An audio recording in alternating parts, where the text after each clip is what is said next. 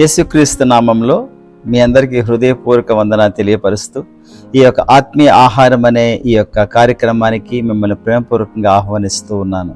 మీరందరూ బాగున్నారు కదూ? ప్రభువులో చక్కగా ఎదుగుచు మీ పిల్లలతో మరి చక్కగా దేవునిలో ఎదుగుచు వాళ్ళకి కూడా దేవుని యొక్క వాక్యాన్ని పంచుతూ చక్కగా కుటుంబ సమేతంగా మీరు ప్రతిరోజు కూడా ప్రార్థన చేస్తూ ముందుకు వెళుతున్నారని నేను భావిస్తూ ఉన్నాను. దేవుని యొక్క వాక్యంలో మనకు తెలిసిన విధముగా సౌలుని మరి దేవుడు ప్రత్యక్షతపరుచుకున్నప్పుడు, దేవుడితో ఫస్ట్ ప్రత్యక్షత ఇచ్చినప్పుడు ఒక మాట అంటాడు యేసు ప్రభువుల వారు. చూడండి, అపోస్తల కార్యంలో 9వ అధ్యాయము 4వ వచనాన్ని చూస్తే, అప్పుడతడు నేల మీద పడి సౌలా సౌలా నీవేళ నన్ను హింసించుచున్నావని తనతో ఒక స్వరము పలుకుట వినెను. సౌలా సౌలా నీవేళ నన్ను హింసించుచు ఉన్నావు. ప్రియ సోదరి సోదరుడా, ఒకవేళ దేవుడు మీతో ఇదే మాట మాట్లాడితే మీరేం జవాబిస్తారు? ఆనాడు సౌలు మరి సంఘాన్ని హింసిస్తూ యేసు ప్రభువును నమ్ముకున్న వారిని అందరిని కూడా బెదిరిస్తూ దమస్క్ పట్టణానికి వెళుతున్న సమయంలో అక్కడ యేసు ప్రభువుల వారు తనకి ప్రత్యక్షమయ్యి ఈ విధంగా పలికాడు, సౌలా సౌలా నీవేళ నన్ను హింసించుచు ఉన్నావు అనేసి. ప్రియ సోదరి సోదరుడా, ఒక్కసారి నువ్వు ఆలోచన చేసుకో. నువ్వు ప్రభుని ఎరిగి కూడా కొన్నిసార్లు దేవుణ్ణి గాయపరుస్తూ ఉన్నావేమో. ప్రభుని ఎరిగి కూడా మరి ప్రభు యొక్క హృదయాన్ని నీవు ఇంకా గాయపరుస్తూ ఉన్నామేమో. ఒక్కసారి నీవు ఆలోచన చేసుకోవాల్సింది మనవి చేస్తూ ఉన్నాను. బహుశా మీరు అనొచ్చు, ఏ విధంగా నేను గాయపరుస్తూ ఉన్నాను? అసలు ఆయన గాయపరచడానికి అసలు ఛాన్సే లేదు అని మీరు అనవచ్చు. అయితే ఒక మాట చెప్పమంటారా?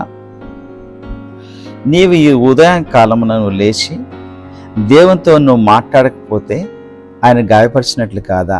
ఈరోజు దేవుని యొక్క వాక్యాన్ని నువ్వు చదవకుండా నీ యొక్క పనిలో నువ్వు బిజీ అయిపోయి దేవునికి సమయాన్ని ఇవ్వకపోతే అది ఆయన్ని గాయపరిచినట్లు కాదంటారా? ఈ ఆదివారము ఒకవేళ నువ్వు దేవుని యొక్క సంఘానికి వెళ్ళకుండా ఇంట్లోనే నువ్వు కాలం గడుపుంటే అది దేవుని ఆయాస పెట్టదని మీరు భావిస్తూ ఉన్నారా? ఆలోచన చేయండి. చాలాసార్లు ప్రభువు మనకి ఎన్నో అవకాశాలు ఇస్తూ ఉంటాడు. అయినప్పటికీ కూడా మనము ఆయన్ని గాయపరుస్తూ ఉంటాం. ఒకవేళ నీ మనసులో ఎవరి గూర్చైనా సరే ఒక ద్వేష భావం నీకు ఉన్నట్లయితే అది ఆయన్ని గాయపరచదంటారా? దేవుడు ఒక పని మీకు చెప్పి ఉన్నారు, కానీ ఆ పని మీరు చేయలేదు. అప్పుడు కూడా దేవుని గాయపరుస్తున్నారు కదూ. ఇశ్రాయేలు ప్రజలకి చాలాసార్లు దేవుడు తన యొక్క వాక్యాన్ని వెల్లడిపరిచినప్పటికీ కూడా వారు లోబడనొల్లని ప్రజలుగా ఉంటూ ఉన్నారు. అయితే దేవునికి ఎంత బాధ వేసిందనంటే మోషేని పిలిచి ఈ రీతిగా అంటాడు, అయ్యా ఇదిగో నువ్వు తప్పుకో, వీళ్ళందరినీ కూడా నేను ఫినిష్ చేసేసి నీలో నుండి కొత్త జనాన్ని తీసుకొస్తాను. ఆలోచన చేయండి, ఆయన ఎంత ఉగ్రత కలిగి ఉంటూ ఉన్నాడో. మనము కూడా చాలాసార్లు ఇలా లోబడకుండా ప్రభుని ఆయాసపడుచూ ఉంటాం. ప్రియ సోదరి సోదరుడా, ఈ ఉదయకాలము ఎందుకు ఈ మాటని గుర్చి చెప్తూ ఉన్నానంటే, ప్రభు గాయపరచబడడం నాకు ఇష్టం లేదు. నా ద్వారా కావచ్చు, మీ ద్వారా కావచ్చు, ఎప్పటికీ కూడా ఆయన గాయపరచబడకూడదనే నా యొక్క ఆశ. కాబట్టి ఈ మాటలు మీకు చెబుతూ ఉన్నాను. ఎవరో యేసుని గాయపరిచారు,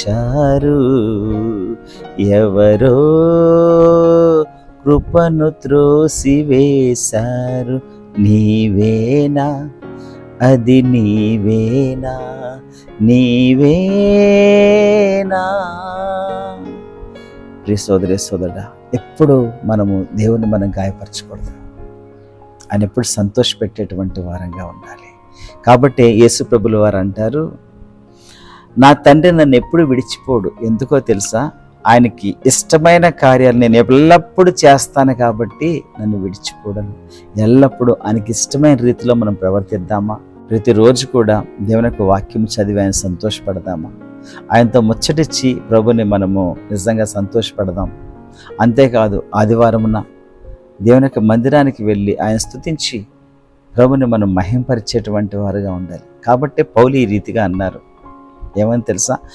మనం భోజనము చేసినను పానము చేసినను దేవుని మహిమ కొరకే మనం చేయాలని సంబోధించాడు ఆయన. కాబట్టి ఈ ఉదయకాలం ఇది ఒక్కటి జ్ఞాపకం చేసుకో. Let us do everything for the glory of God. దేవుని మహిమపరిచేటువంటి విధముగా మన జీవితాలు మలుచుకుందాం.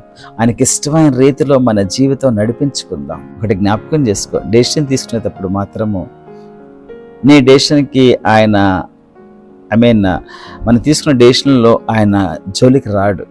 దానికి ముందర చెప్తాడు, ఇలాగ చేస్తే బాగుంటుందని అంటాడు. ఒకవేళ నువ్వు డెసిషన్ తీసుకొని తప్పుడు అడుగు వేసావనుకో, అప్పుడు నీకు సహాయం చేయడానికి వస్తాడు. కానీ డెసిషన్ తీసుకునేటప్పుడు మాత్రము ఎట్టి పరిస్థితుల్లో నేను అభ్యంతరపరచనివ్వడు ఆయన. ఎందుకంటే నీకు స్వేచ్ఛనిచ్చాడు. ఇది జ్ఞాపకం చేసుకొని సరైన నిర్ణయం తీసుకుంటారని నేను భావిస్తూ ఉన్నాను. ఎల్లప్పుడూ ప్రభుని సంతోషపెట్టి, ఏ విధంగా సౌలుని అన్నాడు, సౌలా సౌలా నీవెళ్ళ నన్ను హింసిస్తున్నావు, అటువంటి మాట మనకు అన్నీ గుంటా చూసుకుందామా? ప్రార్థన చేసుకుందాం.